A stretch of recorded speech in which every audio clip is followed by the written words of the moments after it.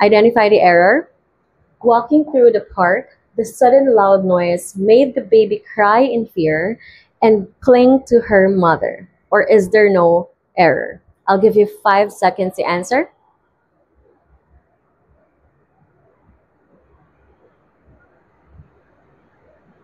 Ang tamang sagot, letter A.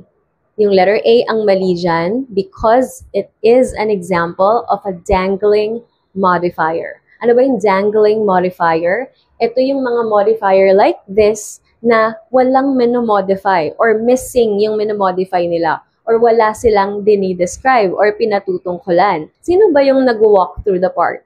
Yung loud noise ba? Diba hindi? So it won't make sense. Kaya yung subject or yung tagagawa dapat ng walking, wala siya. Missing siya. Kaya naging dangling modifier itong letter A. Para maitama itong sentence na to, pwede tayong magdagdag ng subject, yung tagagawa ng walking.